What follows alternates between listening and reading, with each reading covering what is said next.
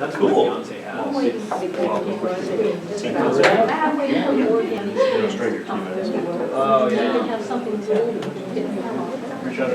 All right. Oh, yes. Thank you all for being patient while we work through some technical issues this morning. Always fun when we're doing this sort of stuff. I'm Matt Blenderman. I am with Huron Consulting. We have been working with the university to help them navigate this wonderful process of getting a new system in place for you. We're really excited to have you as part of the pilot and show you what's going on. To get into Concur, we do have single sign-on. So you can go to alaska.edu/concur and you'll be prompted for your UA credentials. So you don't need to worry about knowing a new username and password. Once you do log in, this is your home page. There is a lot going on. A couple things that we're going to talk about for this first one is this company notes section. Now this is an area where we don't like the word company. We're a university. We're not a company. Even coming from corporate, I didn't like the word company. I wished we could have just made it notes. But this is an area that we can't change. We can't get rid of that word company. But this is an area where the university can put information to the users. Things maybe around year-end fiscal deadlines. Could be things about cool new features that Concur is coming out with that they want to make you aware of. Because Concur does do monthly updates to the system. They're constantly improving it. Excuse me. Yeah. You said single sign-on. Are we supposed to know what that is?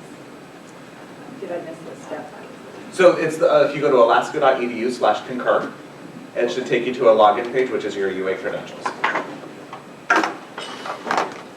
Also under this company notes section is an area where we can see some information around travel. We're going to talk about that in just a little bit, give you some things. But what's happened is the university has partnered with a company called Concur Travel Management, which is who the state uses as well for travel. And they have a unique tool for rural bookings. So vendors that don't participate in the main global distribution system that all of your major carriers play with, the Alaskas, the Deltas, any of those. And so there's a link to that tool right in here. We're going to come up and we're going to start looking at our profile. So you can come to Profile, Profile Settings, and then Personal Information. This is your travel profile. And there are 4 fields in here that have to be completed in order for you to be able to book travel. And the first one is our middle name. We don't send this when we create your profile within Concur from the information we have in Banner HR, because this information needs to match what document do you travel with.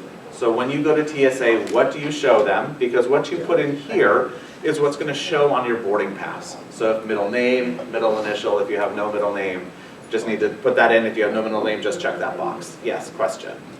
So my first name doesn't match my travel document, the name that you have for my university name. Okay. So that's one that we have given Corporate Travel Management the ability to update that. So when you make the reservation, you could call them and do the name update right after that. If it's something that you want, and that will be then reflected within the system for future bookings. The other thing you could do is you could have your HR record updated with the name that aligns with your travel document. Do you know which name it's coming from, whether that's preferred first name or the legal first name from Banner? From Banner, I'm going to defer that to Jeff. It's coming from HR data. Yeah. So are you saying where in HR? There's two first names. One's a preferred first name, and one's The Spriden. yeah. That's where it's coming from, the Spriden first name. I had a little bit of trouble with my internet connection, so I'm a bit behind. So how do I get logged on to Concur? So alaska.edu/concur, and it should take you to a page for you to enter your UA credentials.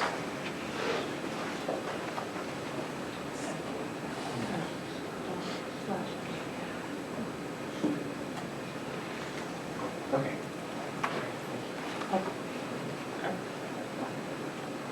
And so then to get to where we are, we're in that profile in the upper right-hand corner, and then profile settings and personal information. I keep going, it keeps bumping me to the Concur website, not the Alaska. Okay, we may have some issues. Jeff's going to come and help you on that one. All right, so then a little bit further down, we have work address and home address. This is not required for you to populate. It is more for duty of care in case something was to come up. Then we have contact information, and this is where our next required field comes in. We have to provide either a work phone number or a home phone number. We don't have to give both, but as you can see, it can be a little confusing because both have the required text, and then the required text doesn't go away when you populated something. But we have the little note just below that says you have to give either a home or a work. As long as one of those is populated, you're okay. Then we have email addresses, and this is a section where when you verify your email address, this allows you to send things to Concur. So let's say that you registered for a conference and you get an email from them saying, hey, thanks for registering, here's how much we charge your credit card. You can forward that email to receipts@concur.com, and that will come in and sit in the system for you to associate with that expense when you do your report. The other thing that can happen is if you choose to book outside of the system, so you're not booking through Concur, you're not booking with Corporate Travel Management, you can forward that itinerary to plans@concur.com, and that will sit in your trip library, and will also sit on the expense report side for additional documentation when you do your expense. So this is for you to send information to Concur. Emergency contact, again, that's more for duty of care, and it is not required to book travel. And we have our travel preferences. So this is where you can put things around like airfare. What type of seat do you like to have, and where on the plane do you like to be? And this is really helpful for if you're using an airline where you can't choose your seat during the booking process. By having these preferences in here, there's a better chance that when that ticket is issued, you're going to get a seat that you like.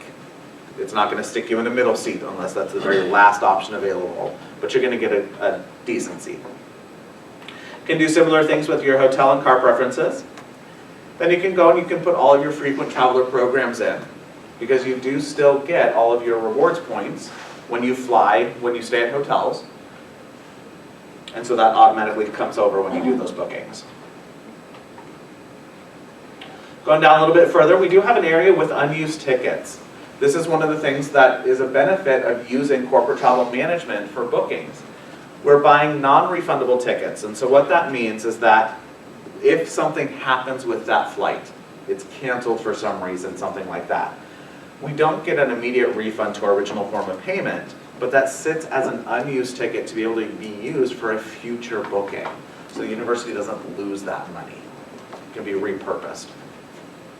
So you can see that there. If you had any unused tickets, you would also see a notification on that home page. And then we get to TSA information, and this is where we have our final two required fields, and that is gender and birth date. Now you may notice that on birth date it is starred out, and that is for privacy.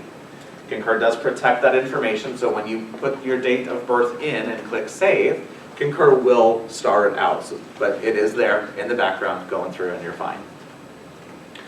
This is also where if you have TSA pre-check, global entry, or one that's less common is clear, but not at all the airports, this is where you can put your known traveler number in, so that way when you make your reservations, that goes through and you get that benefit. I do also recommend that you have that as part of your frequent traveler program profile. I travel very frequently and I have my known travel number because I have global entry in my travel profile with my employer, but I also have it in my Alaska Air, my Delta, my United, my Southwest, all of those profiles as a fail-safe to make sure that if for some reason when I buy my ticket it doesn't come over, when I check in because it's tied with my frequent traveler program, it's there. You can also put in passports and visas. And what's really cool here is that the system will let you know when it's about to expire, so you know if you're going to be able to get into or out of the country. And then below that we have where you can put in the university travel card. Okay, and it's another one that the system would set you an alert when your card is about to expire. One thing with the Yes. Passports, international passports, some of them have a requirement of having at least 6 months notice before you can use it. Like if you're within that 6-month Yep. window, they may deny it when you get to that country. Exactly, and that's where Concur will give you that alert starting usually about 7 to 8 months before your expiration because of that 6-month rule. Okay. And that's again why it's that whole thing of letting you know, are you going to be able to get in or out of that country. Okay. Now you may have noticed as I'm scrolling through, and if you're following along as you're scrolling through, there's a lot of save buttons on this page. Any one of them saves the entire page. You do not need to click every single save button. It's not saving just that section.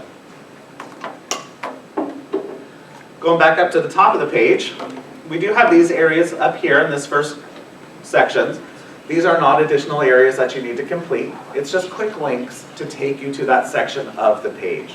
So let's say that you want to add up another email address for verification. Maybe you want to put in your personal email rather than just the UA email. You can click that and it's going to take you to that section of this page so that you don't have to scroll and try and find it. Other thing we're going to come and talk about here is expense delegates. So this is where you would go to add someone who could help you with your request or your expense report. If you had wanted someone to be able to approve for you because you were going out on vacation or something like that, this is where you would come to add them. And where do you find that? So that's it's under this, on the left-hand side, under expense settings, it's this expense delegates.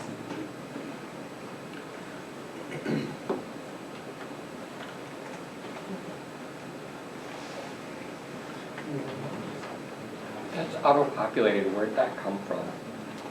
We have done some loads already, because we do have the ability. We did some research using information from TEM, is that right, Wendy? Did we pull it from there? I don't think that we pulled Wendy from. provided the list of delegates. John, how did we get that information for The the list of delegates? delegates? Yeah, did you pull it from the?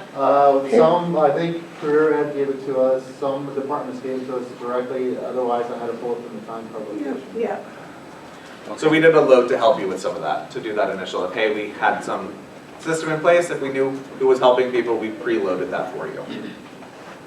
But to add someone else, you would come and just click add, search for them, and then based off of what your permissions are, you would be able to see what checkboxes you have. And there are some on this one that we're not seeing because this user is not an approver, so I'll talk through those once we get there. But our first option is can prepare. There is no separation between preparing a request or preparing a report. That person can prepare either one of those if they have that box checked.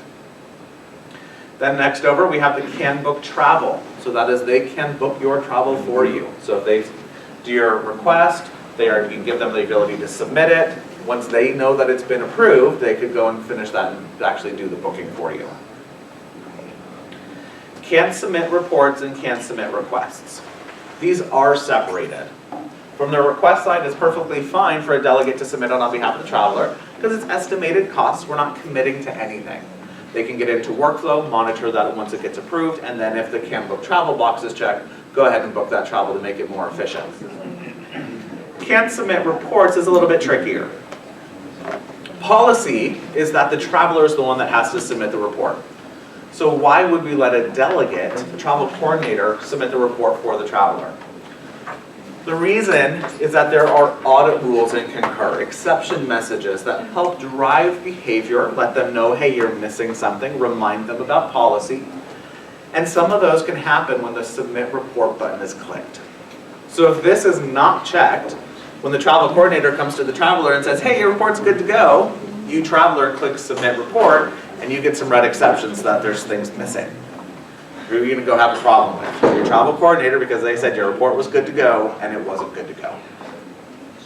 So by allowing the travel coordinator to submit the report, they can confirm that there's no report level exceptions that are going to trigger. So they can make sure that when they tell you, traveler, it's good to go, it's actually good for you to submit. We do have one overarching audit rule that is that the traveler is the one that has to submit the report. So when your delegate says, hey, it's good to go, that should be the only red exception that you see. And it's going to clear when you, traveler, click submit. Then we have receives emails, and that is any email that, if that box is checked, any email that you, the traveler, would receive, your delegate would receive as well. Status change notifications, notification about new credit card charges coming into the system, email reminders because maybe we're sending you something about timeliness. We're giving you that friendly reminder that, hey, it's been 15 days since your trip ended and you haven't submitted your report yet. Anything that the traveler would receive, the delegate will receive as well, if that box is checked. For the approver side, we have a box that's can approve. That is another one that there is no separation between a request or a report, or supervisor approval, or expenditure approval. It's just can approve, and that is a 100% approval. They can do anything within that approval queue at any time. There's also an option for can approve temporary. Going out on vacation for 2 weeks and I only need you to approve for me for those 2 weeks. I can put that time period in and the system is going to stop me once that time period ends. The next one would be can preview for approver. This one is pretty cool because it gives the ability for someone who is not an approver to go in and look at an approval queue to do a review of things. They can make comments, they can look at documentation, they could send it back if corrections are needed, but they can't actually physically approve that request or report. Is that up to us to check that box? Yes. So if you were adding someone as a delegate and you wanted them to be able to preview for you, you would need to check that box. What if the option to check is not available? You would only be able to do that if you are an approver. Are you an approver? No. Then you would not be able to give someone to view access into your approval queue. Yes. So somebody leaves and forgets to delegate an approver. So now somebody's travel is hung up because it can't get approved. Yep. Is there a mechanism by which we can assert that ability while they're out of town or unavailable, or are we Yes. sort of stuck? Yes, so whoever has user administration access, so it will most likely be Wendy, she would be able to go into that person's profile and add a delegate. And that could be things for someone's out on and we need to put in an approver delegate. It could also be someone has left the university and they had a travel card and we need to get their travel card charges cleared out. And they didn't have a delegate to help them do that. Are supervisors, is the person who approves for me automatically able to approve for things I could approve for?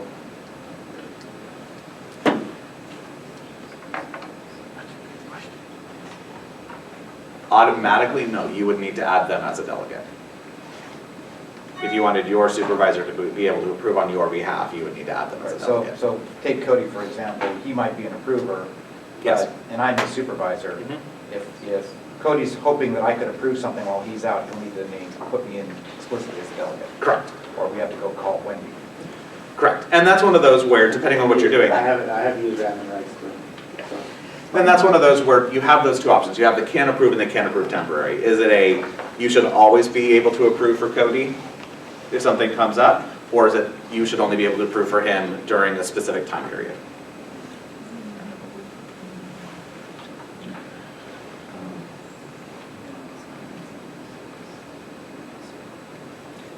And then the last box on that one around approvals is receives approval emails. So that's one what if you have added an approver delegate, you would want to check that so they know when something enters your queue so that they can go look at it.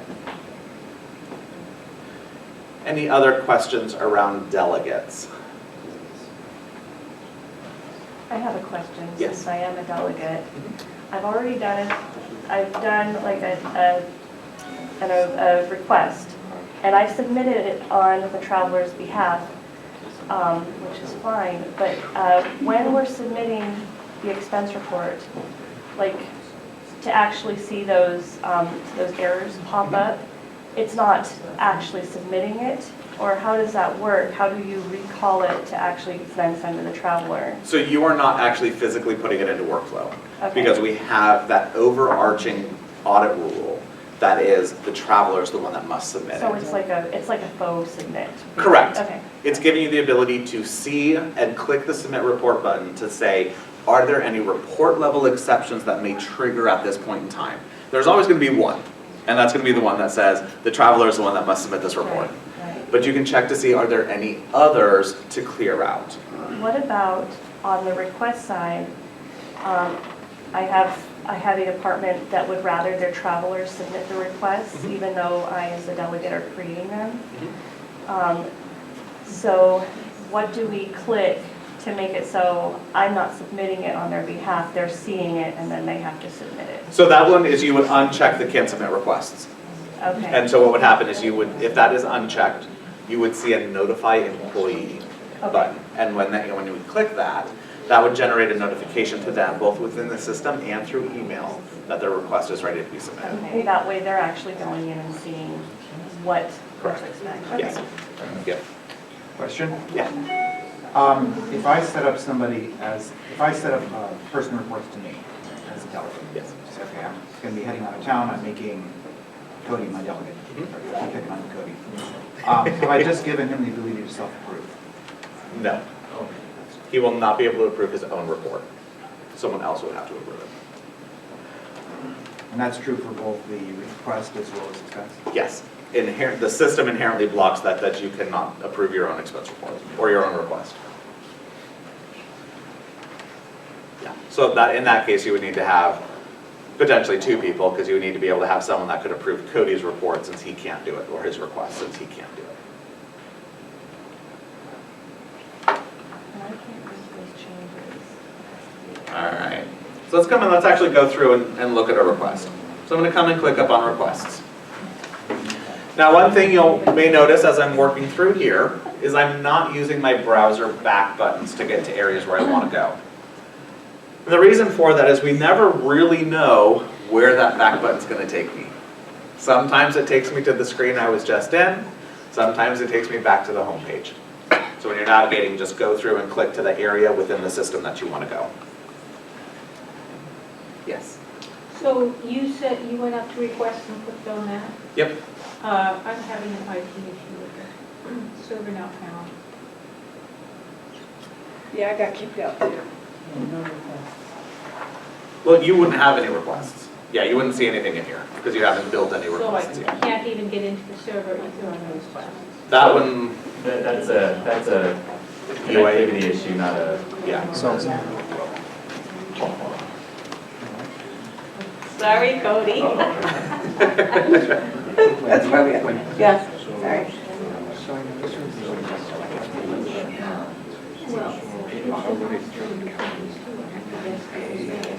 Like I just did about.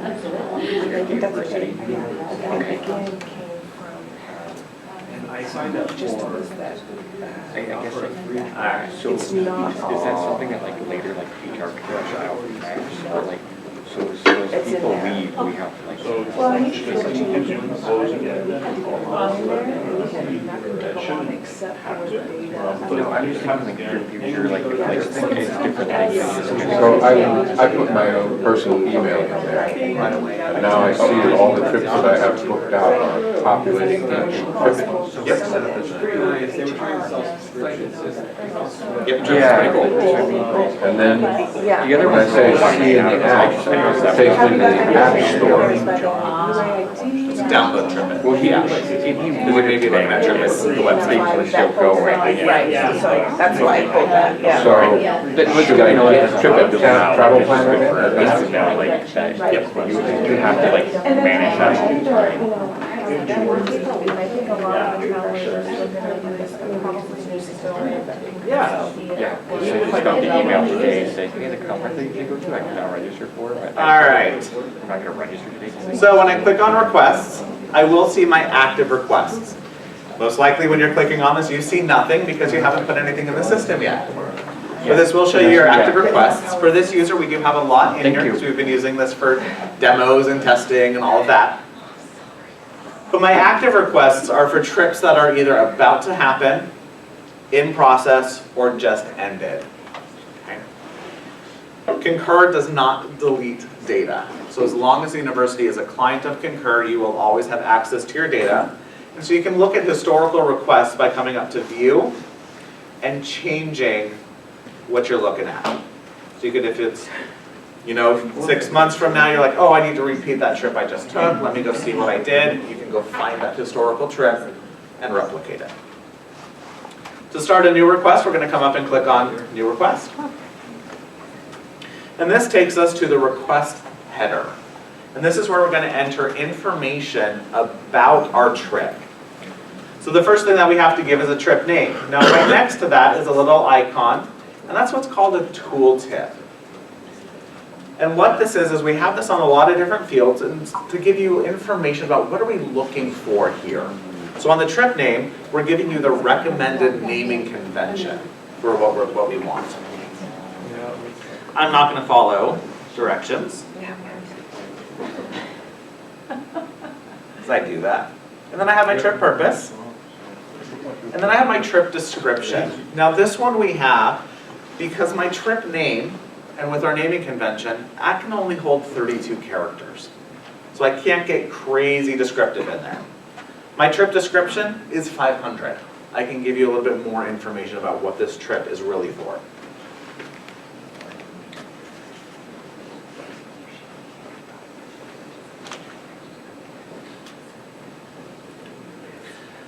My trip type. From a financial aspect, Alaska and the rest of the US, it's all treated as domestic travel. The reason why we have this separation within Concur is for reporting purposes. So if Alaska legislature comes and says, hey, university, how much travel are you doing within Alaska? We may need to cut back on that. We can give them that information. Our traveler type, that is copying over from your profile because we are sending that with banner data. Then we have how will you book your travel? And there's 4 options over here. The first one is travel booking tool. I'm going to be using Concur to do my booking through the system. And that does drive workflow, which is what you're about to see. The next one is that I'm going to call corporate travel management. I may have a more complex domestic trip, lots of stops, or maybe an international trip that I want their help with because sometimes they can work some magic with the agent and they can get things better than what we could see online. The next one down is outside of Concur or corporate travel management. So I'm going directly with Alaska, I'm going through a third party, Expedia, Orbitz, Travelocity type site. We want to know why you're doing that. The last one is no booking needed. And that could be things that I'm driving out to a field site and I'm going to be staying with someone local in that village. So I'm not buying airfare and I'm not reserving a hotel. So when you say book your travel, like that's literally just like the actual travel, not hotel and everything else included? Air, hotel, and car. So what would you pick if you, like a conference, you have to do hotel through one thing, but you can't, all you can book is your hotel or conference registration for that, like, and then you have to do your travel a different way. What would you pick on those? That would be, if possible, it would be through Booking Tool. Because your airfare is going to be booked online. Okay, so we would pick Booking Tool Yes. even, okay, thank you, that's just. Yeah. Because conference is a unique instance where you have to book the hotel outside of the system. We're not going to get the conference rate through Concur. Right. CTM won't have access to that. Okay. If you are only doing the hotel, you could choose that you're going outside and your comment is conference hotel. Okay, perfect, thank you. Yeah, those ones, the mixed ones get a little tricky. Yeah, and that's usually what I deal with, that's why it's good to know which one, like, you pick. So if it's a mixed one, we can add, in the comments, we would just, the comment would reflect on whichever one, like if I'm using Expedia AARP for hotel and car, I just put a comment in there, Expedia AARP for hotel and car. If you're booking directly with them, yes. So then our next field is final destination. We have another one of those little tool tips. And this one is for if you're doing a multi-leg trip. We're looking for the last or the farthest destination. You're just going into a single place, and we're just going to put that in. And when I click into this field, you can see I've already got a list populating for me. This is because Concur is a learning system. So it's going to go and say, hey, you've traveled to these locations recently. I'm going to help you by giving you this list so you don't have to keep searching for something. Okay. I could come in and type things in. And it's going to filter and bring me back results that match what I've typed in. Now you may notice that there's a lot of different types of results coming back. Some of them are for the exact same location. Concur does this because it's trying to accommodate for how people may choose to enter something to get them to find a value. Well, you may see some others where there's slight misspellings because they're trying to accommodate for how someone's going to type something in. Try to do those things. Then I have my start date of my trip. When is that happening? Now for this one, when we click on that calendar, we do have these grayed out dates up at the top and these grayed out ones at the bottom. Doesn't mean I can't choose them. It's just giving me the view that the ones with the white background is the current month, just to make it a little bit clearer for me as to what's going on. I could still come and click on that date without any issue. Now this time, these are grayed out because my end date can't be before my start date. Doesn't work that way. Ask if we're going to have personal travel.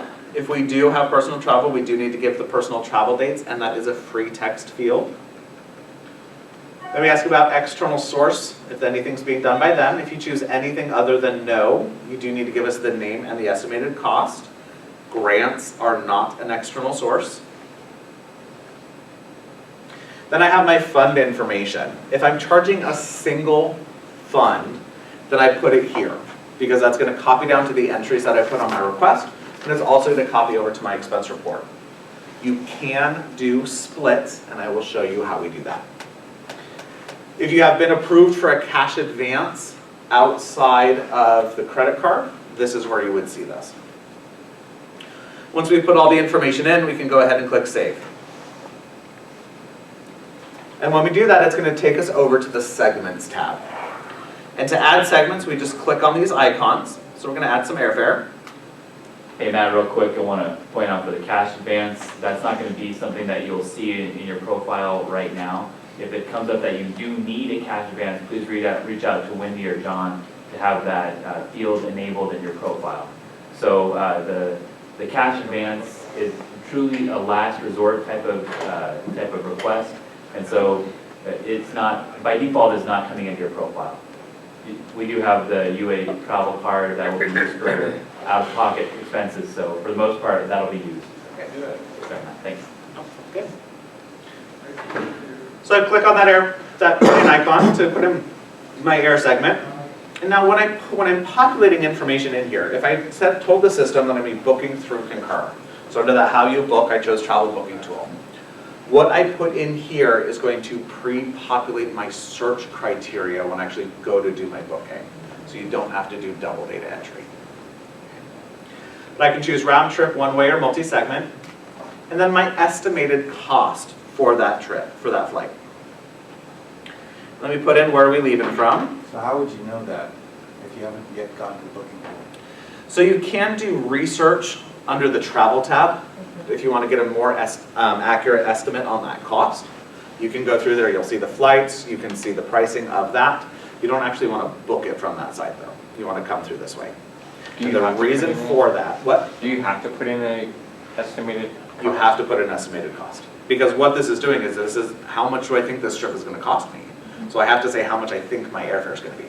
And you do have to give that amount. I can't just put in zero. You can pull quotes basically in a way. Yeah, and pulling a quote Yeah. is a good idea because when you get to the expense report, it exceeds that $200 or 10%. I mean, that's easily doable within an airfare of a couple $100s. Well, and typically, in the past, that's how we Yeah. start booking our travel anyway. Right. We've been, in theory, Doing this pulling already. quotes in order to start getting approval for travel. It's just in Concur, you So- can pull the quotes. So, I mean, yes, but I'm trying to think about how this is going to work in the New World Order. And I guess maybe I'm a little unclear about I mean, we did it that way because our old system sucked, you know, and weren't integrated and we had no booking tool.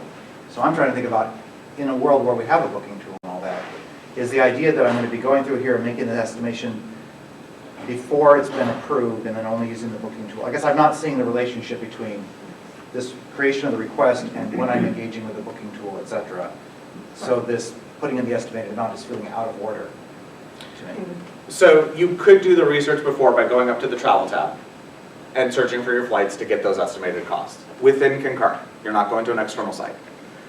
We don't want you booking from that site because the university is integrated between request and travel. So what that means is that I cannot book travel without an approved request. Right. So if I start from travel, do my research, find my flights, find my hotel, find my car, and go to actually do that booking, it's going to kick me over to request, and it's going to put a time constraint on that approval.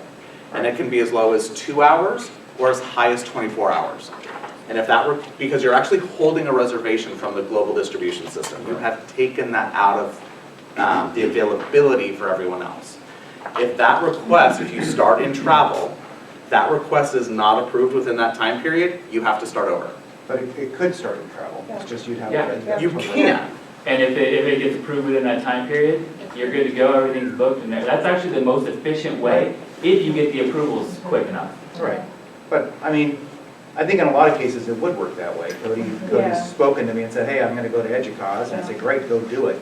Yeah, And then I would be expecting to, but I guess, so you'd either do it that way, in which case is it gonna be populating the amount directly from the Yes. travel you set up? Yes, if you Okay. start in travel, all of your segments will automatically populate with the information you chose during that booking Okay, so process. this is being done because we didn't start in travel, but I guess the recommendation here is, I'm sort of bouncing back, if I'm understanding correctly, I'm bouncing back and forth, where I start in travel, get a sense for how much it's gonna cost, I come in here, create the request, it gets approved, and then what, I go back to travel again?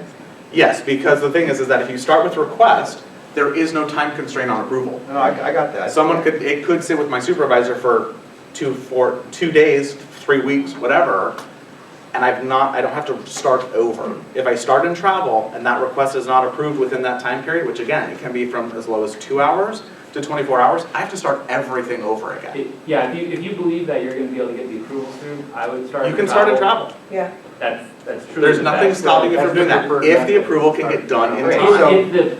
But the thing is, if you're like, man, I know my approver takes a little bit to actually approve things, and even if I go to them, I'm not gonna get it approved within probably a week. I would start a request so that you know that once you get the approval, then you can go to booking, and that's the method Matt's showing you right now, which is what happens in most situations throughout the system. You may have a quicker approval method here in Juneau, and if you do, awesome. Use travel first, and that is gonna really be beneficial for you. I guess again, trying to understand the different pieces, and I guess I'd like to know how the system is meant to be used before we figure out how we accommodate somebody who doesn't do their job. So there's two ways. Best You can use practice, best practice is you start from request because of the restrictions on the approvals on the travel side. But Then how I'm do you know hearing- what your amount is gonna be for your quotes? You can do the research first. So I guess I would Okay. dispute that. It sounds like, and I guess that's what I was hearing from John, best practice is that we start from travel and that the approver approves within the 24 hours. But it's not within 24 hours. It could be as low as 2 hours. What's determining Why? that? Yeah. Determining is the airline, determining is the amount of tickets left on that thing, because the same airline could have a spread of time. It is not always going to be 24 hours. Does it tell you? It does tell you. Okay. It does give a notification, but it's that thing of if that's a 2-hour window and your approver clicks approve at 2 hours and 1 minute, you're done. That request is dead. You have to start over. Okay? Seems like you're gonna have to start over anyway. No. Right. Well, let me just, because you're gonna go to travel, do all of the searching to figure out what you wanna do, then say, okay, now I'm gonna go over create a request independently, put the amount in, and when it gets approved, I go back to travel and do the search again that I just did before. So it sounds like I'm doing that. But you're using your request to start your travel booking. Okay. Okay? So I don't have to go repopulate the information because whatever I'm putting in There here is a link. goes into, and you'll see what that link looks like and how it takes you through. Once the request is approved, there is a link to the booking travel spot, you know. And what you enter here is gonna start your search to get through, so you're not having to do that twice. Sorry to bog it down, but it made no sense how I would be filling a piece of information I don't have given the workflow that you just gave me. So now that I know that I'm supposed to separately have gone out there and already searched for it, that makes sense. And it's more of the things that if you're traveling to a new place, if you're going to the same place every time, you have an estimate of what that cost's gonna be. I don't need to go do the research.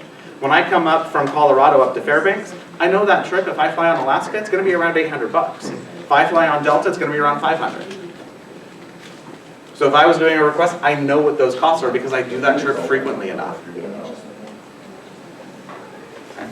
Yeah, that's right. I just have a quick question. So, because of this Concur thing, like, being in Juneau, all we have, for the most part, is Alaska Airlines. We're usually just doing our research, just go to Alaska Airlines and see what the cost is.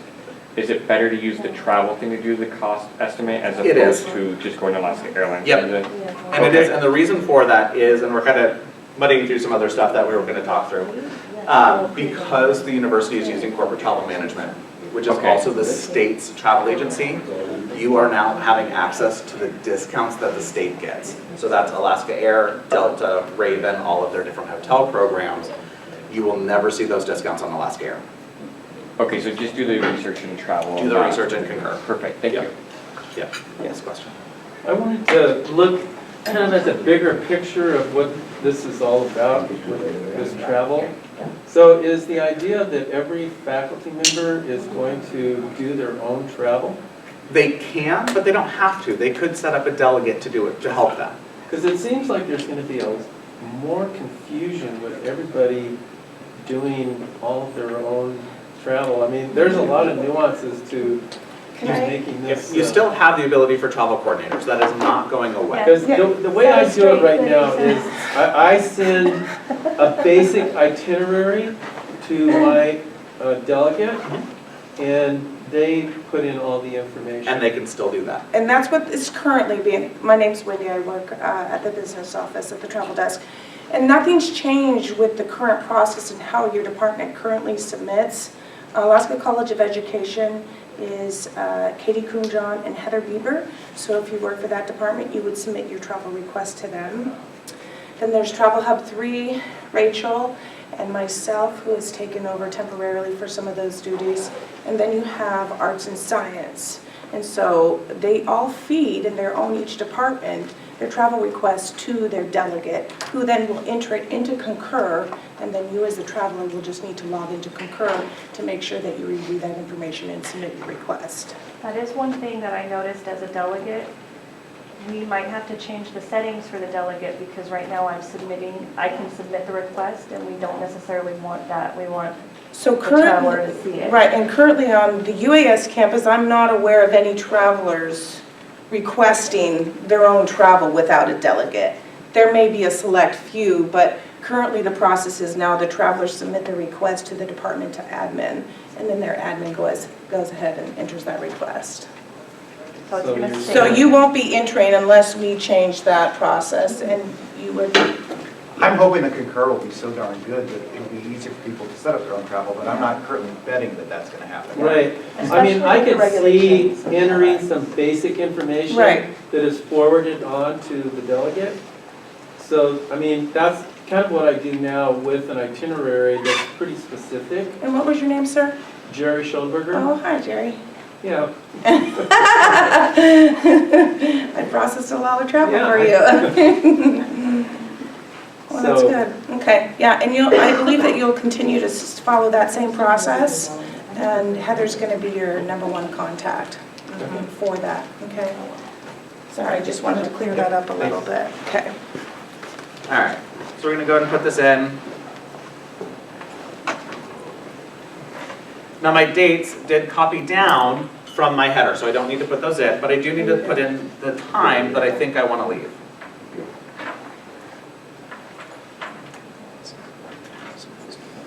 And what time do I want to leave to come back?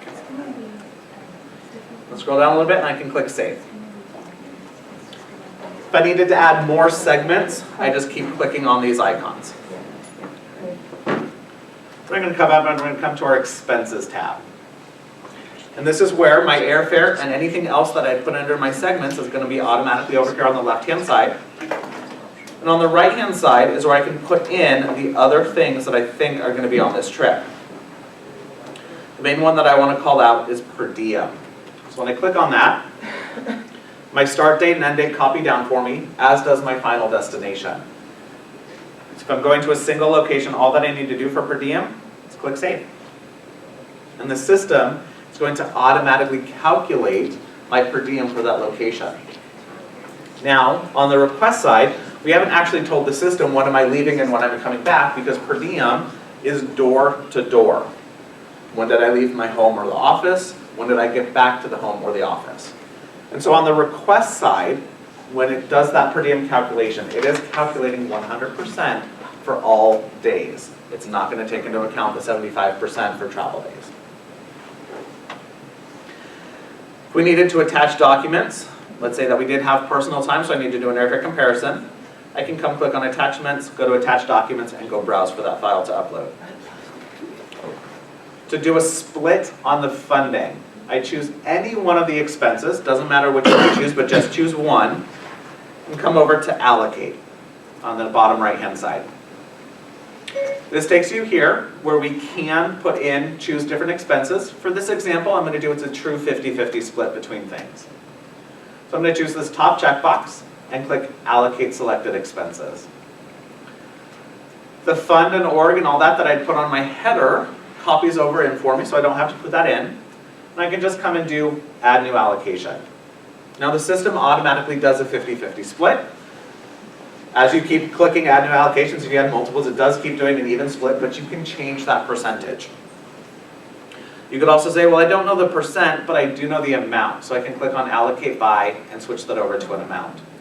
Now what will happen is Concur will back convert that amount to a percentage for display purposes. I can come and choose in my different fund, and when I click on this, I get some bolded at the top. I could also type in what I want, and the system is going to bring back the results for that fund that match what I've typed in. Now, because we have a 6-digit fund, when you're typing things in, I do recommend that you only type in the first 4 or 5 digits. And the reason for that is to make sure that when you type in all 6 and nothing comes back, is it because it doesn't exist in the system, or is it because I made a typo? Because if I type in the first few, I get the list for things that match, and I can go ahead and choose the one that I want. And I can come over and choose my org. And when I click on my drop down, I do get my bolded at the top because those are my recently used. Okay. I can also, again, type in what I want. It's going to bring me back the results. On this one, you can see I do have a scroll list. The scroll list can only hold about 500 values. We have a lot more than 500 orgs. Okay? That's why it's type it in, because then the system is going to search the entire list and bring back what matches. If I choose one that's bolded at the top, okay, the system, which I'm using the same org as here, the system does automatically populate my department and campus. If I'm starting from scratch, I'm typing in a brand new org that I've not used before, I do need to choose my department and campus. Now this is what's called a connected list. So the value that I choose in my org is going to restrict what department I can choose, which is going to restrict what campus I can choose. Now those are a one-to-one relationship, but unfortunately we do still actually need to choose them from the list, even though there's only one. But then once it becomes a recently used, if we click that bolded at the top, it'll fill in all of them. Then I come over and I can have my activity code if I need one. It is not required. We're not going to have one, so I'm going to go ahead and delete this. Go ahead and click save. So we know it's been saved, and now it takes me back to my request, and I have a new icon. And when I hover over that, I can see that split. I can see my coding. Okay. Once everything is done, we can go ahead and submit our request.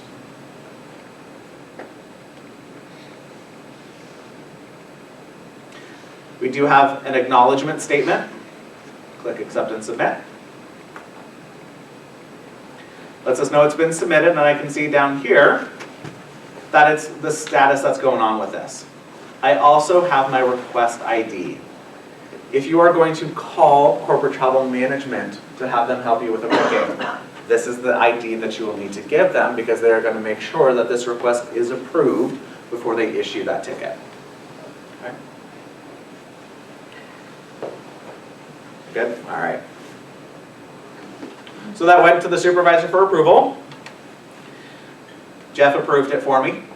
And so now my status has changed to pending online booking, and that is again because I said that I'm going to be booking through Concur. So now I also have on this far right-hand side, I have under this actions column, I have a book link. So I can go ahead and click that. And it's going to bring up, and it's going to give you an idea of the itinerary. So this is the segments that I put in. You would have gotten an email saying that your supervisor did that? Okay. Yep. Yep, this system would send notifications. It would let the supervisor know that they have a request waiting for their approval. You, traveler, and then your delegate, if they had the email, they would get a notification when the approver approves Do you it. have the app? Would that show up as a notification on your phone? Or If just you are a on- supervisor approval, you would be able to approve from mobile. No, I mean like if I put in the request and you're and you approve for me to go and book, would I get something that says that that's been approved like to my, or is that only Not go to through my mobile. email? It would so just come only through the- email. Thank you. Yeah. Yep. So the system is going to show me what segments, what criteria I put in, so I can do a review to make sure, yep, that's everything, I don't need to change something.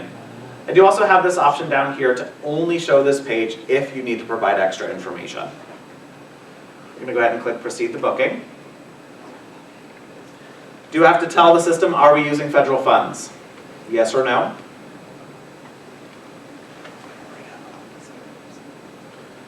And so now it's going to actually go out and start grabbing flight information. And this is pulling everything that it can. Really? That's not what's supposed to happen. All right. Okay. So for that one, I couldn't find something that was within my criteria. Went a little bit too, got the times wrong a little bit on that one. What I have up at the top is my matrix search. And so what this one is because for us, right now, we're only seeing Alaska stuff. But if you were going to travel into the lower 48, you would see United and Delta and Southwest and all of those, if they meet your criteria. What this matrix is it's a way for you to quickly filter the results that it's brought back. Only show me the Alaska one-ways, don't show me everything else. Only show me the Delta nonstops, don't show me anything else. If I'd had other ones, because of the way my search happened, I could also see tabs up at the top that is shop by fare, which is the default, and the system has gone through and said, here's the legs that look good, we've already combined these for you, we're going to show you a price. I could also choose to shop by schedule if I needed to choose the specific legs to get me out and back. Okay. This one we're going to go ahead and grab. This one. It's taking me in a weird way.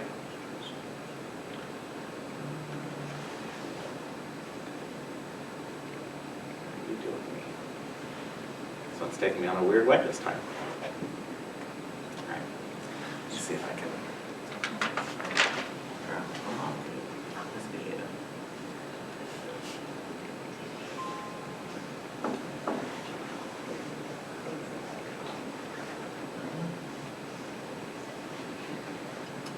All right. Your flight's too late. Your flight out of Anchorage is too late. Oh, it's We don't, there's no flight there, that doesn't exist. yeah, from Juneau to Anchorage. Anchorage to Juneau, that late at night, there isn't one. Well, I landed at midnight last night. Oh, really? Oh yeah, 10:50 flight out of Anchorage. Weird. I did the same flight.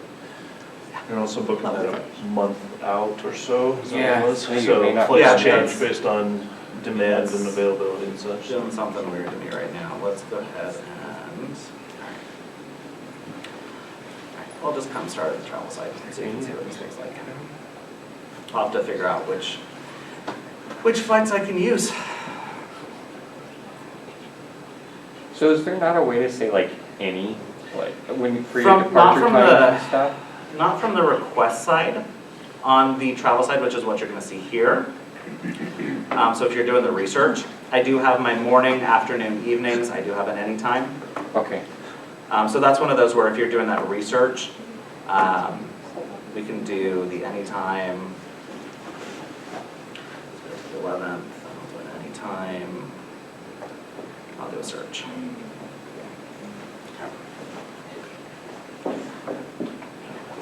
Funds.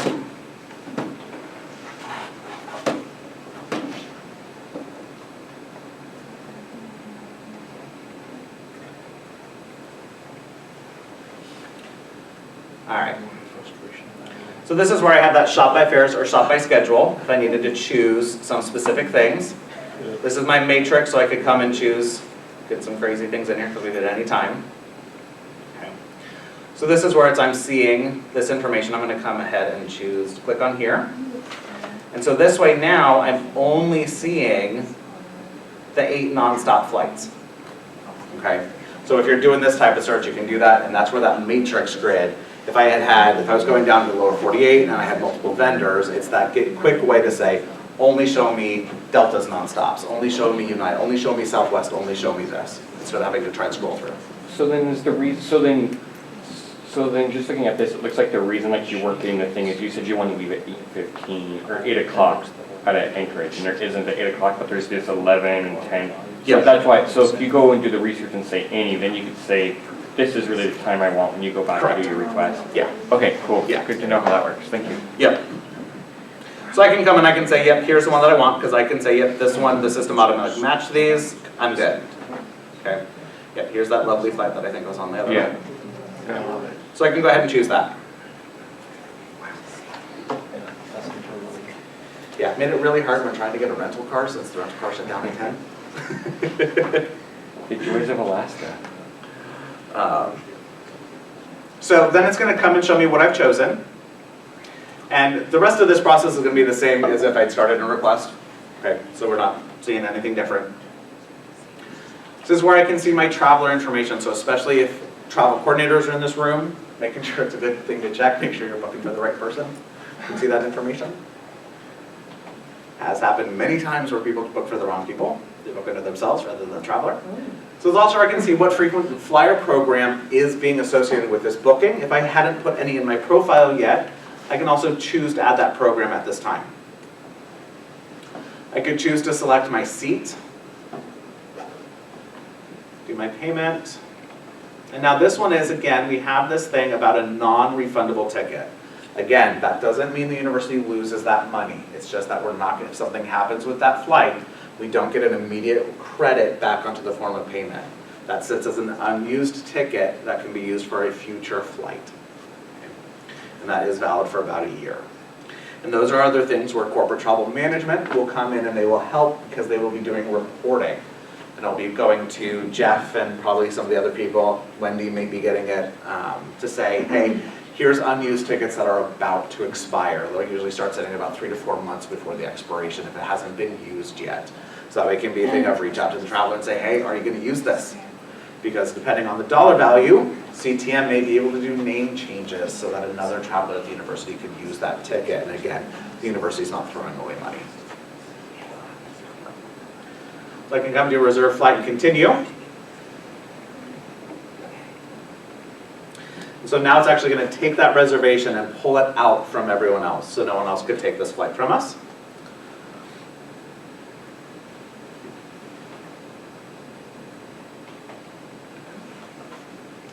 Start building that itinerary for us.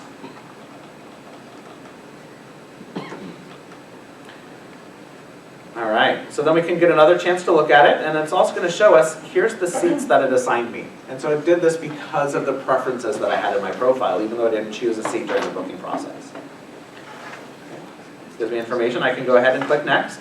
Now I'm going to get a pop-up because I don't have hotel and car. If I did have hotel and car in this reservation, it would start walking me through making those reservations as well. Now I would get the same sort of matrix grid for like car rentals. Only show me the enterprise ones, only show me the nationals, only show me the budgets. You would see all of those. Now we're getting closer to finalizing our booking, and so we have this one last question we have to answer, and it's, do you want CTM, Corporate Travel Management, to send payment for hotel and car? Within Alaska, there is the potential for CTM to help us with the payment processes and charge that to that central credit card. Only for things within Alaska.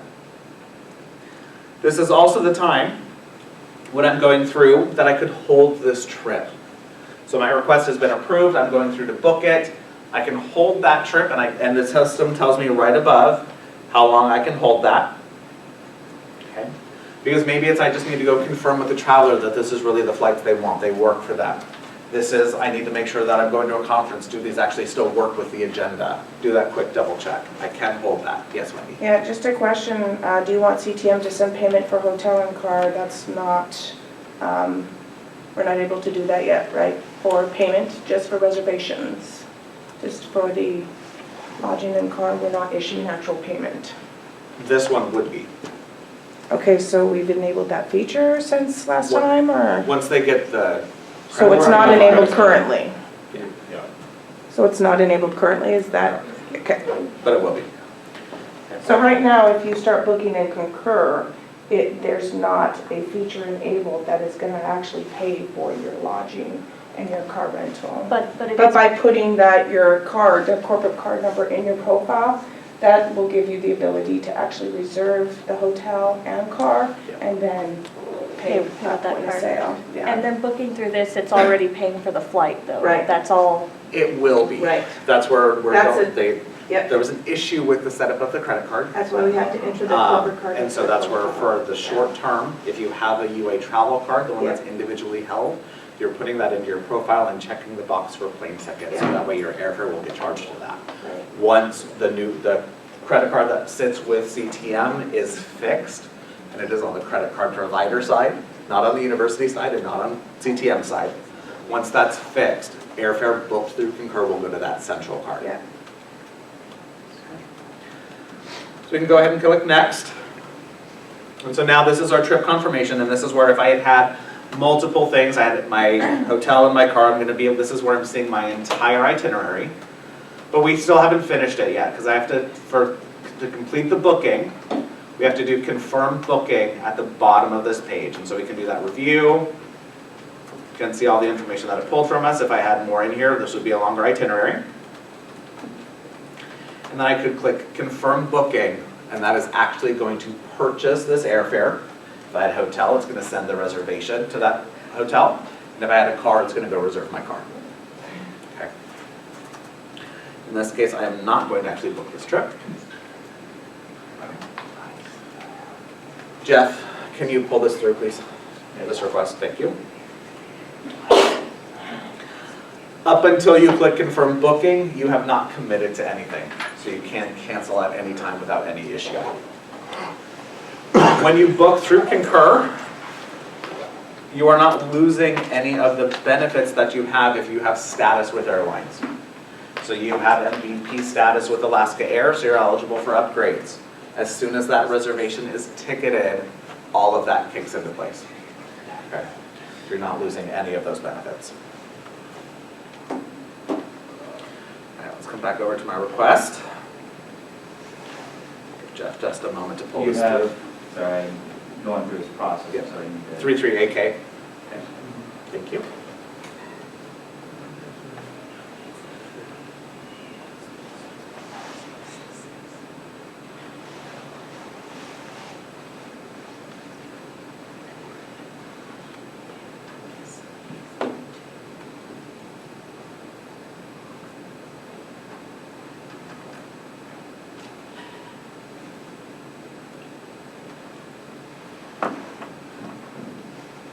Circle. I'm getting that. It's never as fast as we want it to be. Should be good. All right. So I booked that. So I have this approved. So my request is ready for me. And under this expense action, instead of seeing the book link, I now see expense. So I'm going to go ahead and click on that. Now it's taken me over to starting my expense report. And so what's happened is all of the information that I put on my request header copies over for me. I don't have to re-enter that information. Now all of this is modifiable because maybe something came up on that trip and I needed to extend it by 2 days. Okay? I can change that information. Scroll down a little bit and I can see what request is associated with this report, make sure it's the right one. I can go ahead and click next. Now it's going to ask me about per diem. And if I click yes to this, it's going to walk me through creating the itinerary for my expense report so that I can tell the system when did I leave and when did I come back so that it knows how to calculate for the 75% on travel days. If I had booked this through the system, I won't be able to see anything here, but I could click import itinerary.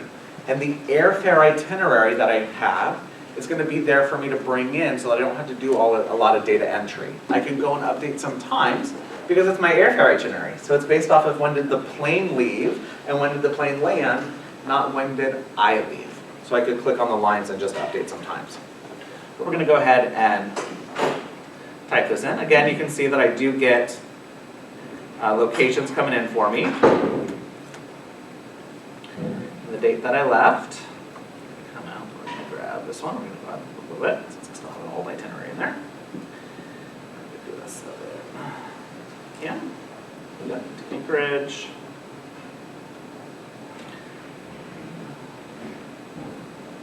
Yeah. Click save. That brings it over up to the left-hand side. And on the right-hand side, it's automatically put in my departure and arrival because it's kind of expecting a return trip. Now for this one, when I click on this calendar, you're seeing this a little bit of a crazy because we've been using this for so many different purposes. But the reason why there are some grayed out dates on there is because an itinerary for that date already exists within the system. So I can't build another itinerary that would use that date. Now the ones that have a light blue background on that, that means that I have an itinerary for that date, but it's not taking up the entire day. Because let's say that I had 2 different requests, and the trip ends at 7 a.m. on Tuesday, and the next trip starts at 8 p.m. on that same Tuesday. I could build that same that day because I'm ending at 7 a.m. and starting that night. Okay. Then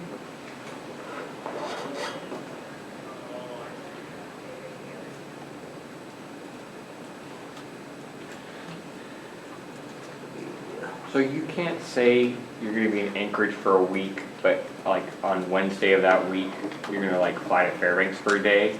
you Because can, but you would have to build that into your itinerary. So I could do a multi-stop. I could say that I'm going from, if I want to do that. So I could say that I left Juneau on Saturday, I left Anchorage on the 17th, and I didn't go to Juneau, I went up to Fairbanks on the 17th, and I got there at. No, but I mean like in the middle of like your stay, so like if you're gonna be in Anchorage from like the 1st to the 8th, then you're gonna say like on the 6th, you're just going to Fairbanks for the day from Anchorage, like. You would build it into your itinerary. So you'd have to say you're flying, you'd have to put a break in on that day? No, I'm building it in here, so I'll show you, because I went from Juneau to Anchorage, Anchorage to Fairbanks. On the 17th, I left Anchorage and went up to Fairbanks. Right. So now I'm going to say that I went from Fairbanks on the 18th. So you have to say you're, okay, so you have to I left at break it all out that way. 8:50 p.m. Okay. And I went back to Anchorage. I got there at 10:30 p.m. Okay. And then I would say, when did I leave Anchorage and come back to Juneau?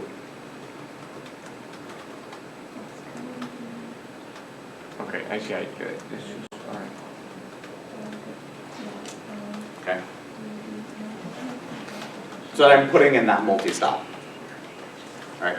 If I bought my airfare, and my airfare had Juneau to Anchorage, Anchorage to Fairbanks, Fairbanks, all that, when I click when I click that import itinerary, it would have all that for me, and I would just need to update the departure time for Juneau and the arrival time for Juneau. Okay. So then I can go ahead and click next. So this takes me to my available itineraries up here, and the first one that I see is the assigned itinerary. So this is the itinerary I just built, showing me that it is put on that report. But I also have my available itineraries, and that is because I could have one itinerary associated with multiple expense reports. I'm going on a 2-month field assignment, okay, to do some research. I may not wait that entire 2 months to do an expense report. I may do one halfway through. I build my itinerary for that entire 2 months, and then I associate it with both expense reports. I'm not going to be able to double dip on my per diem because the system knows I've already claimed it, but I could do that. So I'm going to go ahead and click next. Okay. So now it's taking me to what's called expenses and adjustments, and this is where I can see first that how the system has calculated my travel days. I've got that 75%. But it's also where I would mark off if I had any provided meals. And all that I would need to do is check a box, and the system automatically recalculates for me. I don't have to do math. I don't have to go do research to figure out how much do I need to deduct for that meal. It's all within the system. You just check a box. Okay. If you chose to exclude a day, because the way that per diem works with the feds and how we're going is that it's 75% for travel days. Doesn't matter when you leave on that day, you are getting 75%. Okay? So if I land back in Juneau, like I did yesterday, I landed at midnight, I got to the hotel at 12:15 a.m.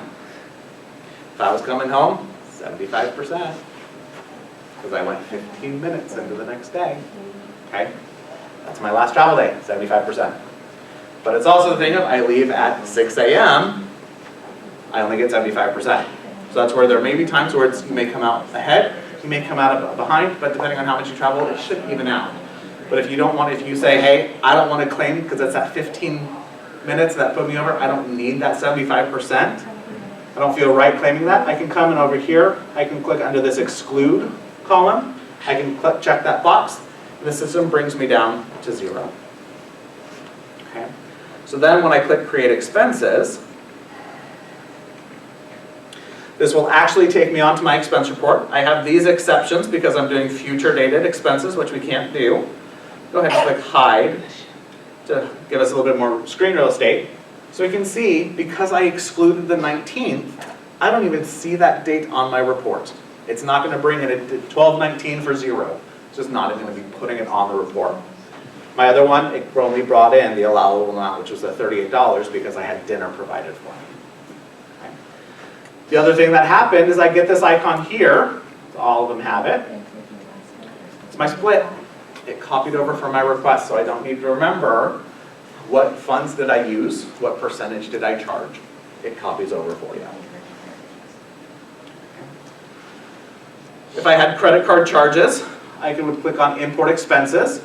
I do have a few sitting here, and I could bring those over to my expense report, and that is the process of doing the reconciliation for your travel card.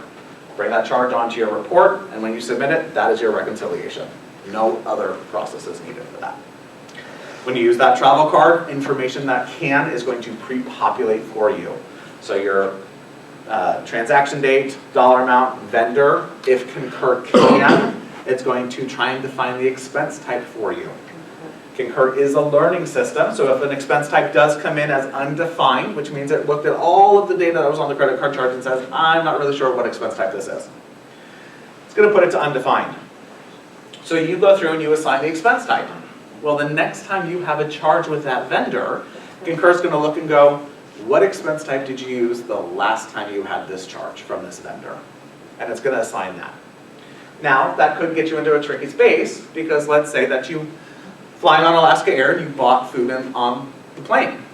Well, that comes in because you're getting per diem. You mark that charge as actual meal cost per diem offset, because the university is paying you per diem, not the actual cost for that charge. Well, the next time you have a charge from Alaska, it's for a baggage fee. That might come in as actual meal cost per diem offset. Okay. It's going to try and help you. Sometimes it gets it right. Sometimes it gets it wrong. So it's just one of those that double check it. Okay. We needed to attach documents to, we need to put a new expense in. We need to do receipts. So I'm going to come and do a ferry. I can put in my information. This is what I would have to do if I didn't have a credit card charge.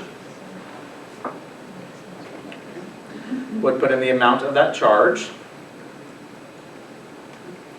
And then I would click on attach receipt if I needed to attach something that hadn't been taken with mobile, so I didn't have that picture coming into the system for me, or I hadn't forwarded something in because I verified my email so I could send it to receipts@concur.com. I would click attach receipt.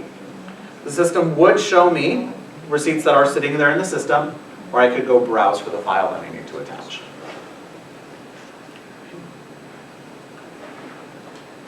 Any questions on that before we do a quick demo of mobile? And those receipts are ones which were sent by the provider. You didn't have to enter those. So I do have something called e-receipts, and if I activate those, I will get that for almost all the major airlines, major hotels, and major car rentals. And I will get that if I book my travel through Concur. I will get that e-receipt. And that one, we can see I've got it on this one. No, I don't want to see those changes. This icon here is for an e-receipt, and when you hover over it, you see it. So that's for my airfare. Okay. And you activate that? In your profile. Yep. And it's a one-time activation, so as Concur continues to expand their partnerships with e-receipts, you don't have to consistently re-enroll. It's as they expand, they're automatically brought in. Okay. Other partnerships that Concur has around with e-receipts is Starbucks and Uber and Lyft. So if you have that, you can connect your Uber and Lyft accounts to Concur. When you do business travel, you'll get a receipt directly into the system. You won't have to worry about forwarding that email that you get from that into the system. Starbucks you won't need because it'll be per diem, right? Yeah, Starbucks you wouldn't need because yeah, it's per diem, but they're continuing to expand that partnership. It's pretty cool. So, did you have a question? Yeah, I'm just excited that Uber will do that, because that's just gonna, yeah. Yeah, their email receipts sometimes look funky and go weird. It's pretty cool that they, Concur and them got together and built that partnership. So it's one of the great things that Concur does is they sit there and go, because they're an open platform, they're gonna bring in anyone that they can, because they wanna make the whole thing is, Concur's entire mission, whether it actually gets there, is that they want an expense report that you never actually have to touch, is really where they want to get to. So building as many partnerships around receipts is what they're going for. All right, so let's bring up mobile. Let's see how this is going to work.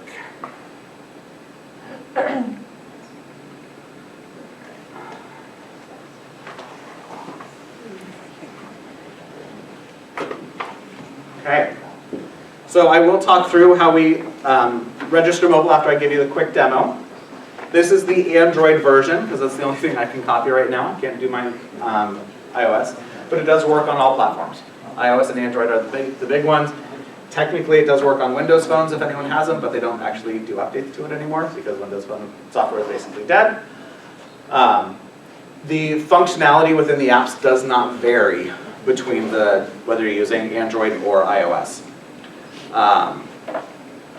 There may be a little bit of how it looks for some things, but the actual functionality is the same. Okay. So I can see this is my home page. In the app, I have up the top, I have my trips.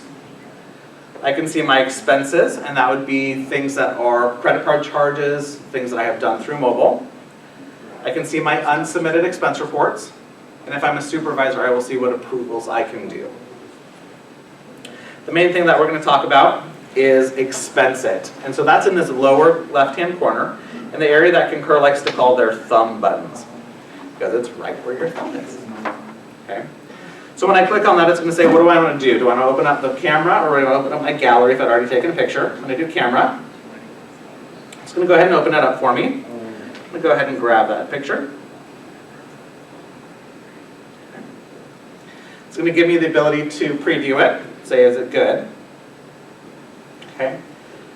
Now, all that needs to happen is that this image is clear. It is not going to stay this size. Okay, it's going to get blown up. If you look at it and go, no, it's a little muddy, I can go ahead and do retake. Let's grab a little bit better picture. And I can say use. So now what's going to happen is it's going to go ahead and it's going to upload that to Concur. And now it's going to go through and it's going to do ocular character recognition to scan that receipt. Let me get into my other profile and I'll show you what it looks like when it goes through.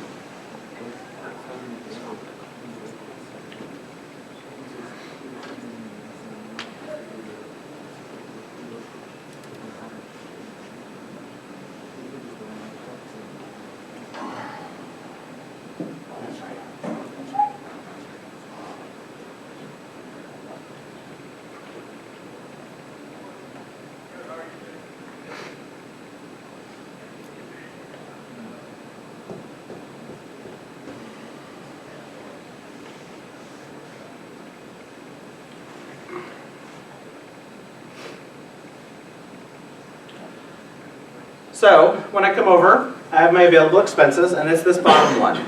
Okay, this is what it looks like. So it's gone through and it's tried to pull some information out about it, tried to find the vendor, tried to find the expense type, pulled out the date, and tried to pull out the dollar amount. And this icon here, this is what lets me know it's an expense item. And when you hover over that image, that icon, you're going to get an image of what you see. And again, that's going to get blown up to a full-size piece of paper if you actually need to print this out. So the interesting thing is it's saying Starbucks and not Fred Meyer. And it's because it grabbed it from here. It was the Starbucks in. And then decide their Yep. expense type of meals actual offset. Yep. Okay. So it did also assign it as a per diem reduction. I grabbed the wrong expense type. Okay. Now this one up here, this is what I did through what's called a quick expense. So that's when I had my app open. Why is that the wrong expense type? Because it couldn't figure out what it was. No, why isn't that the right expense type? Per diem reduction is not the correct expense type, because per diem reduction is used for the GSA calculated at $136 a day for a remote area of Alaska, we can only pay you 50. Right.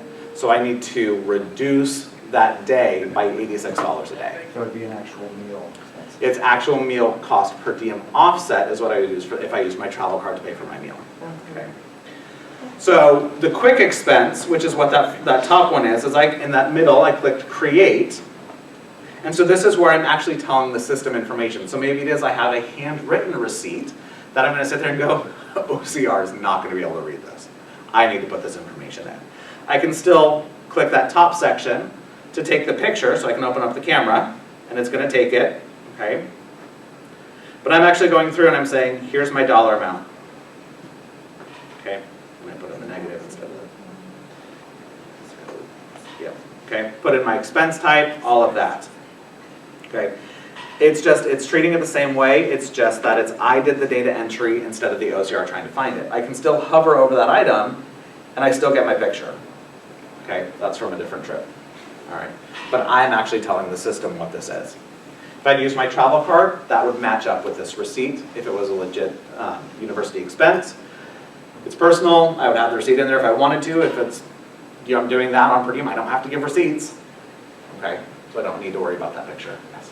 So back to the Fred Meyer Starbucks receipt. Is there a way to go back and change that from Starbucks to Fred Meyer? You could if you wanted to, yeah. So I can open up my app. Let me go ahead and back out of here. Close this. Yes. Expenses. So I could come back to my expenses, and I could come click on that per diem reduction. And I can say, no, this is not per diem reduction. I could come in and say that this is, and I can type in. I can say, nope, that's actual meal cost per diem offset. No, my vendor is not Starbucks.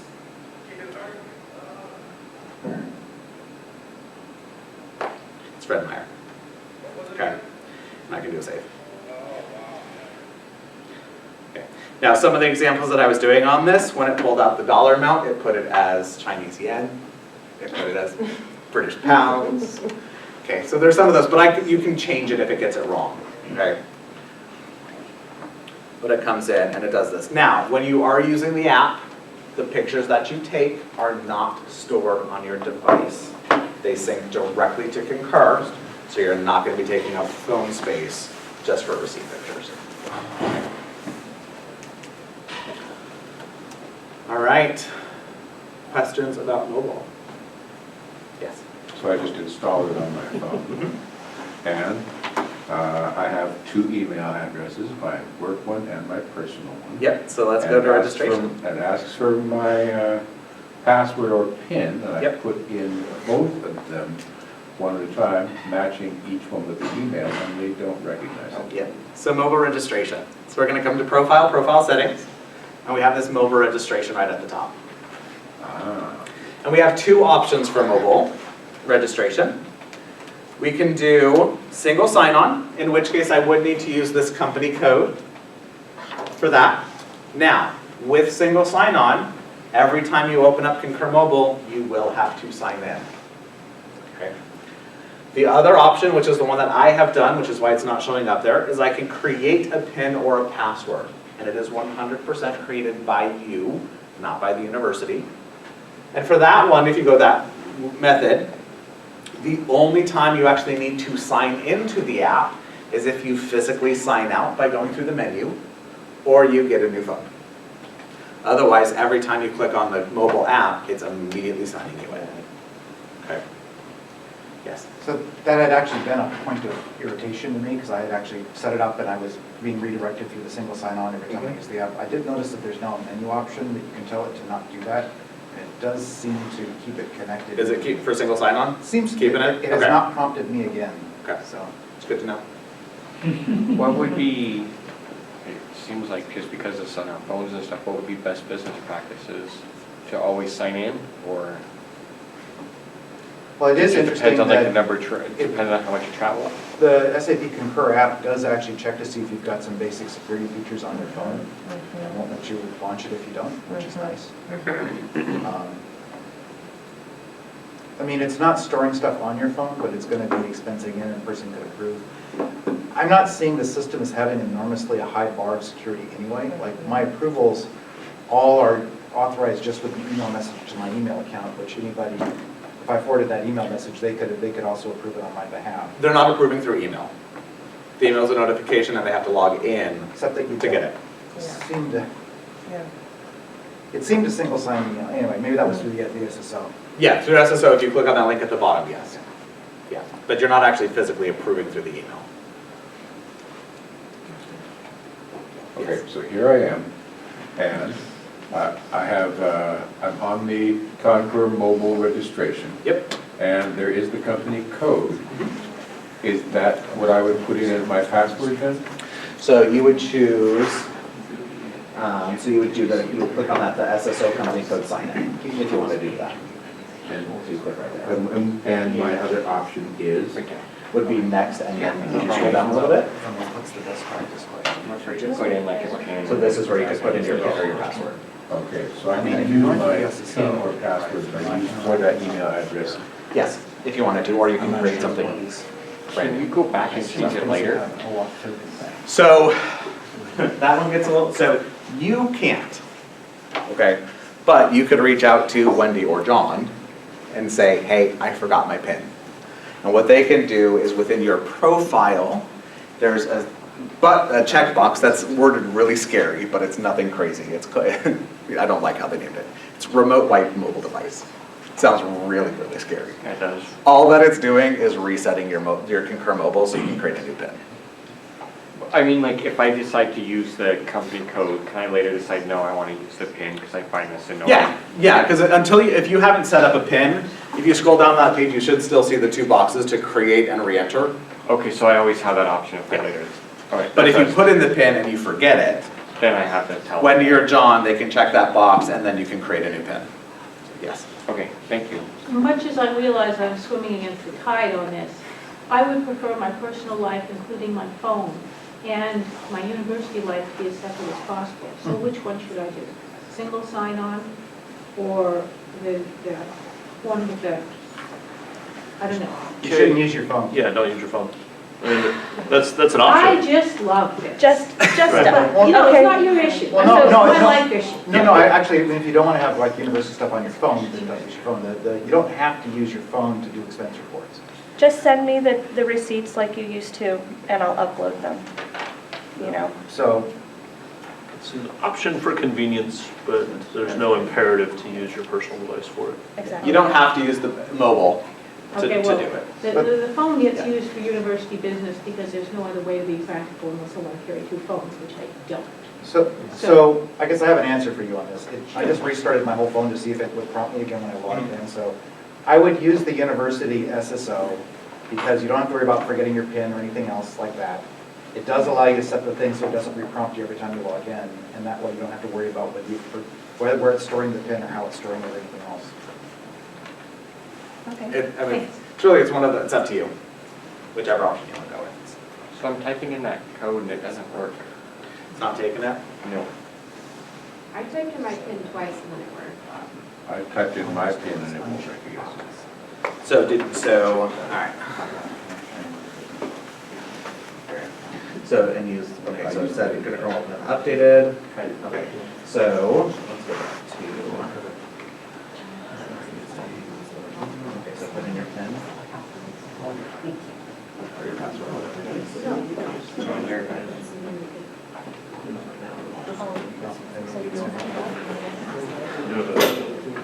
There you go. Okay.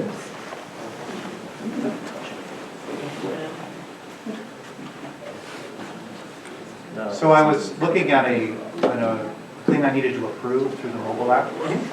And one of the things I noticed is that it truncates the comments. And I didn't seem to see any way that I could actually see the rest of the comment. So, you're going to actually want to see it. Yes, I'm gonna actually want to see it. Just take my word for it. Think about it. I agree. My comment was too bad. Well, no, actually, that was the whole point of having a comment, is because, so like that, so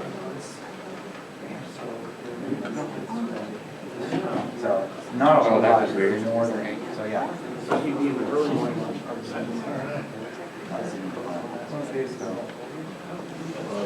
That went to the desktop app. Yeah. You got your mobile set up. Now, that was the one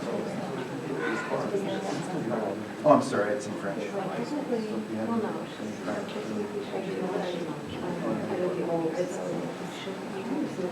None of these seem to be solved.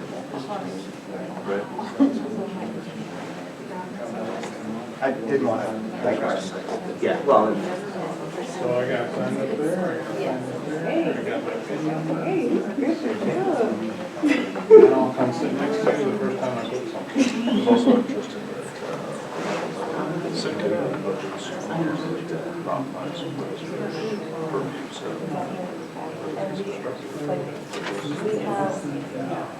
we have this piece of paper that's telling us to use this money. I don't know if this should be something. So at the appropriate time, for the presentation, I have a question about the But we can also add a paper to notice it. He's setting up a trip, being paid for by the campus. Yeah, I'm on the oversight and right, so there's lots of decisions about approval. So in the setup, I was setting this as approval because it's general funds.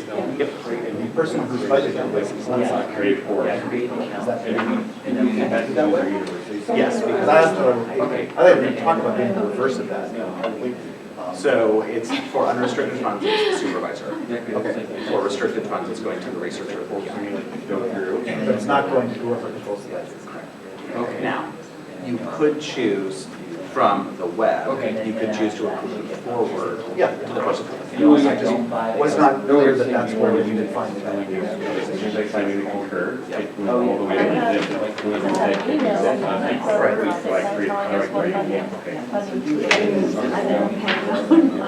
I don't know how, like, if this is a backup, but then we want to put in a request. What's our current process on this? Usually, Like, I would normally expect that the budget that's going to get hit, there needs to be somebody with that. well, it goes two ways. Like, when it's sick leave, yes, we usually will try to. Like, how is it not an unauthorized purchase is the We question. try to loop them into the approval. But like, a lot of times it's this email. It's like, we put it in, we back it up with the request, you know? And like statewide, they send us, like for, not your leadership one, but a lot of different ones. Statewide will say, here's this fund, and it's not going through workflow, and you'll verify, but Myron never wanted to work your account.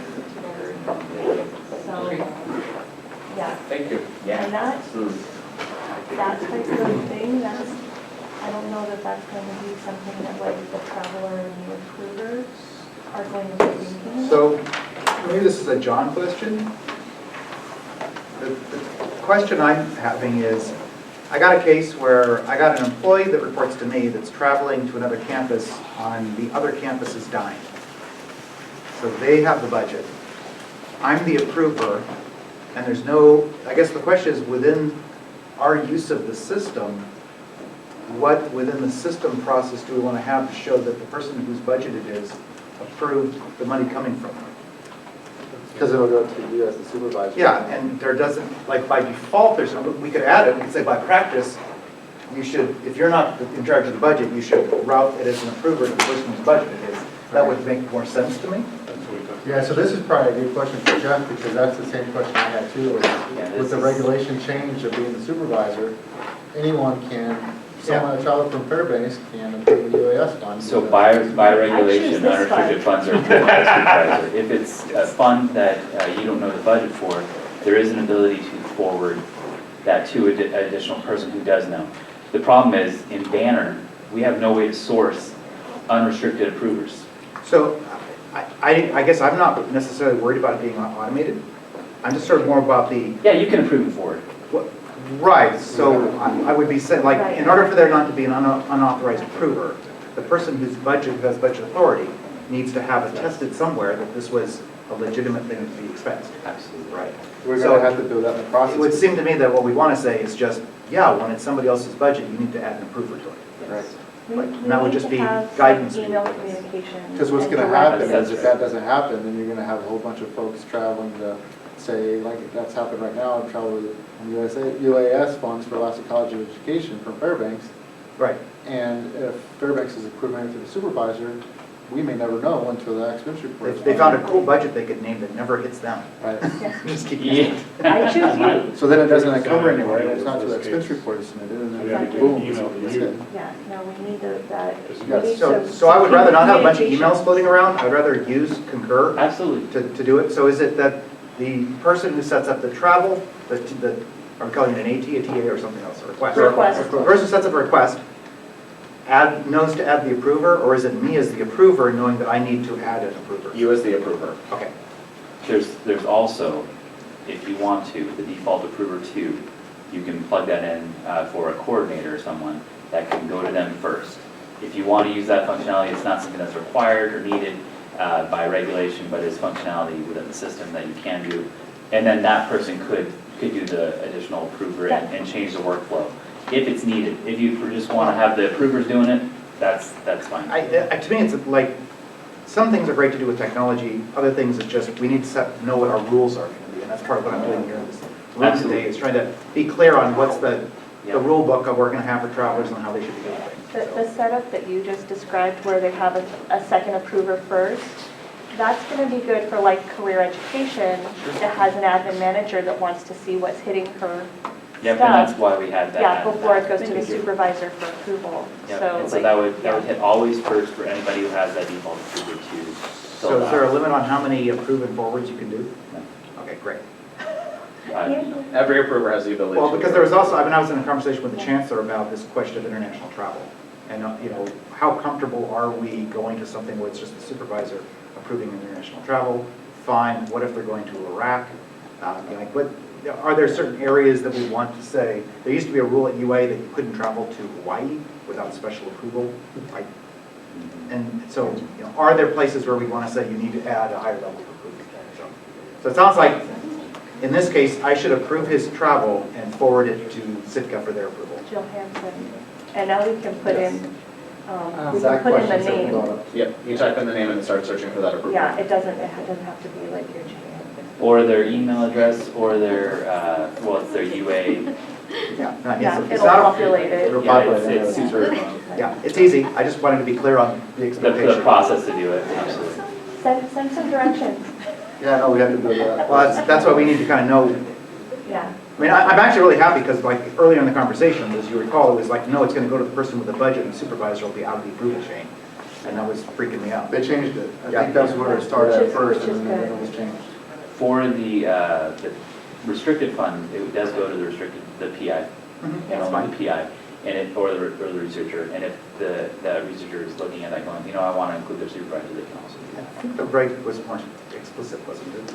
It goes to restricted funds, Yeah. goes to the researcher. No, it does. I think though it also said they were supposed to forward it, but. They do not need to forward it. I didn't see it in the copy that I had. But if the researcher's traveling on their own fund. It goes to goes to the their supervisor. Yeah. Okay. Yeah, because it's that thing of someone needs to look at that So many trip. different.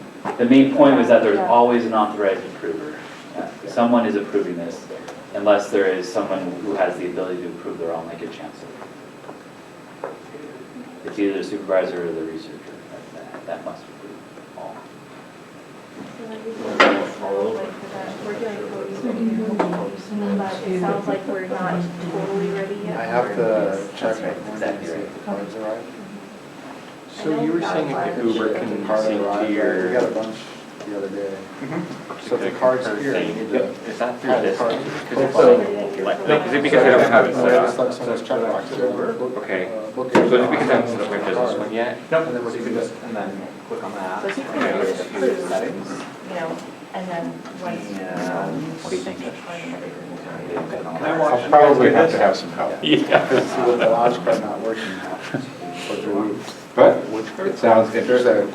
a ghost launch card that when you book airfare, you charge A a lot lot of times since I looked at it. So Well, JP Morgan has set if up. I to click feed the this red card, button, and so without editing the you can't approval feed chain, in the it's just transactions approved. from the traveler's card in. So where you are right now, yes, so go, So in order to work around, they're gonna have to do So it's not much of a air route that you set up? It's not for here. Okay, because I saw where I set up Uber for business, but I don't have my business This credit card, set that this up. card, there you can travel change card, turn on to wherever you want in that. And so then all the expenses are reimbursed. And they're all feed in there already. You can go to say, hey, Uber, what's business with you? Unfortunately, when Alex wants to chase ask them how it's gonna work, oh yeah. That's where you are. That's what this is. Okay, so, That's not for. so it would be this one. The end.